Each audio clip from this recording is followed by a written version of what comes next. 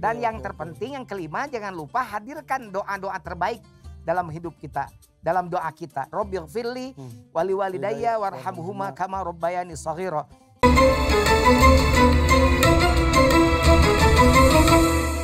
Ya. Meni hebat ya. Itu ukurannya 30 kali 30. Wih gede ya? Gede. Karena santri semuanya di sana. Ya di sana. Lantai 2 perempuan, lantai 1 laki-laki. Ini mah wakaf sama jariah ngalir terus. Amin. Dan insya Allah tidak hanya buat abah tapi buat orang tua kita kebagian nggak? Amin. Pokoknya pasti kan kita asarnya orang tua. Iya. Gitu kan. Tidak akan ada kita tanpa orang tua. Betul. Insya Allah. Mengenai orang tua itu mah nggak ada habisnya kalau kita Betul. Terutama ibu. Al-ummu ahaqun nas bi husni sohbah. Ibu itu adalah yang paling berhak mendapatkan perlakuan yang terbaik dari kita. Nah, bagaimana caranya kita berbuat baik pada orang tua? Berikan pengabdian yang terbaik pada orang tua. Meskipun tidak akan terbalas, tapi berikan aja yang terbaik untuk orang tua kita. Ada dulu sahabat Ibnu Umar yang dengan orang Yaman melihat di punggungnya menggendong ibunya tawaf keliling Ka'bah. Betul. Kemudian kan sampai lecet-lecet. Kemudian kan ditanya, apakah sudah cukup membalas kebaikan orang tua ibumu? Jawabannya, belum pernah bisa membalas meskipun satu tarikan nafas ketika melahirkan. Ya Allah. Tapi meskipun kita tidak akan bisa membalas dunia dan isinya, langit bumi dan isinya, tapi minimal lakukan yang terbaik pengabdian kita pada ibu. Nah, yang kedua, buat ibu tersenyum. Karena ada salah satu sahabat yang datang pada Rasulullah ingin ikut hijrah ke Madinah. Tapi dia mengatakan, aku mau berbaiat padamu ya Rasul dan ikut hijrah padamu ya Rasulullah. Tapi aku meninggalkan ibuku dan kedua orang tua yang sedang menangis. Karena berat aku meninggalkan mereka. Kata Rasul, irji' alaihim, balik pada mereka. Padahal mau berjihad bisa mati syahid tapi disuruh iya, tapi disuruh balik. Fadhikumha kama abkaitumha. Kamu dan kamu bikin dia tertawa seperti kamu tinggalkan dia menangis. Jadi artinya apa? Artinya disejajarkan dengan jihad seperti itu. Jadi saking orang mau berjihad tapi punya ibu bapak, oleh Rasul malah disuruh pulang.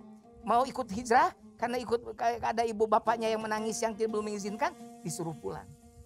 Gitu. Jadi yang kedua berarti apa yang harus dilakukan? Bikin tersenyum. Karena begini, ada pujangga mengatakan retaknya hati ibu adalah retaknya kehidupan kamu. Air mata ibu itu dari bahasa-bahasamu yang beracun itu akan menjadi badai dan topan dalam samudera kehidupanmu.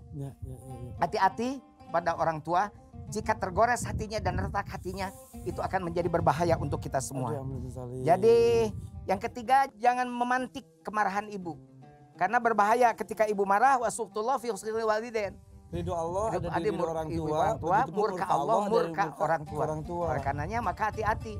Jangan memancing ibu kita marah gitu kan. Kenapa? Karena innallaha harrama 'alaikum uququl ummahat. Sesungguhnya Allah mengharamkan uququl ummahat. Menjahati atau menyakiti ibumu. Haram hukumnya itu dalam satu hadis. Oleh karena itu maka jangan membikin bibirnya itu menjadi marah. Tapi bikinlah bibir ibu itu tersenyum terus dan matanya berbinar terus untuk kita. Bukan membuat bibirnya marah, matanya menangis. Tapi bagaimana kalaupun tangisan keluar adalah tangisan kebahagiaan karena bangga dengan prestasi dari anaknya. Jika sudah terjadi bagaimana? Ibu kita sudah marah, ibu kita sudah nangis, sudah malu dan kita anak harus gimana? Ya jelas itu meminta maaf. Memohon sampai ibu memaafkan keluar kata maaf darinya. Jadi meminta maaf secara langsung baru pada saat itu. Baru pada Allah. Ya, karena tidak mungkin Allah meridhai ketika orang tua ibu tidak meridhai. Makanya ketika sudah terlanjur maka datangi ibu. Kalau perlu dicium kaki ibu, dicium tangan ibu, diminta memaafkan kesalahan yang kita lakukan. Kemudian kita juga kalau mau jadi ibu kita itu jadi surga, bahagiakan ibu dengan memihaknya. Memihaknya itu maksudnya bagaimana? Jadi gini, ada dua pilihan dalam hidup kita. Ada seorang datang ke Syekh Hasan Basri, namanya Hisham. Dia itu ingin ngaji ke Hasan Basri, ngaji Quran, tapi dia juga ibunya ingin makan bareng. Misalnya begini, hari ini ingin syuting, tapi mama ingin bareng makan gitu kan. Nah itu memihak pada ibu. Bisa nggak tinggalkan syuting untuk makan bareng? Karena Hasan Basri aja menyuruh muridnya, kamu makan bareng saja dengan orang tuamu. Karena itu lebih menjadi ibadah buatmu daripada ngaji dengan aku. Gitu. Walaupun pada kenyataannya ibu kita akan ngomong, udah kamu sana aja. Tapi perlihatkan kita memihak kepada ibu. Mama upami kalau mama mau makan, Irfan nggak jadi syuting deh mau nemenin mama. Pasti orang tuh juga pasti nggak usah nanti aja habis syuting pasti. Tapi kan kita mencoba mengabdikan diri pada orang tua itu, berbuat baik pada ibu itu dengan syarat jangan menolak keinginannya. Ya. Selalu memihak. Nah bahasa berpihak pada ibu itu memihak karena ibu kita adalah pilihan. Pilihan tidak bisa dibandingkan dengan apapun. Ya, oke, Bah, tapi maaf sekali, sekali. Memang ibu harus ditempatkan di tempat yang tertinggi. Betul. Tapi maaf, ibu juga kan manusia. Jenis ibu pun macam-macam. Yang ibunya yang baik banyak banget. Tapi maaf banget, ada juga ibunya tuh yang emang cerewetnya tuh nggak ketulungan. Misal apa-apa marah-marah. Terus udah gitu anaknya soleha atau soleh, ibunya kelayapan. Oh, kelayapan. Nah itu kan apakah posisi ibu yang seperti itu maaf masih harus dihormati? Ibu bagaimanapun posisi apapun tetap ibu harus dihormati. Karena bisa jadi sikap kita yang terus menunjukkan kebaikan pada ibu itu justru akan merubah watak ibu yang tadinya tidak baik menjadi baik. Ada ibu yang sadar oleh kelakuan anaknya. Misalnya yang tadi, kelayaban, anaknya diam di rumah, tapi anaknya tidak menunjukkan anaknya marah. Tahajud, nungguin ibunya habis dari klub. Ibunya ke night club misalnya Misal. Itu anaknya ibunya jojing, ayo joget jingkrak-jingkrakan. Ajojing, ayo joget jingkrak-jingkrakan gitu ya. Baru tahu. Apa gitu ya. Iya, hafal saya ya. Terus.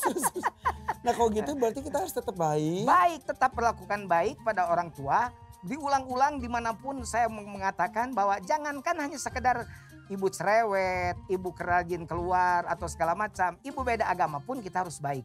Apalagi seperti itu. Justru perlihatkan akhlak kita yang baik agar ibu tersadar bahwa ternyata aku punya anak baik.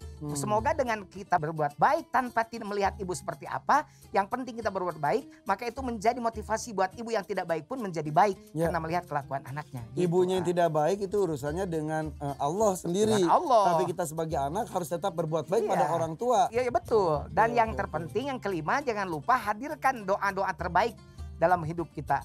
Dalam doa kita. Robbil firli wali walidayya warhamhuma kama rabbayani shaghira.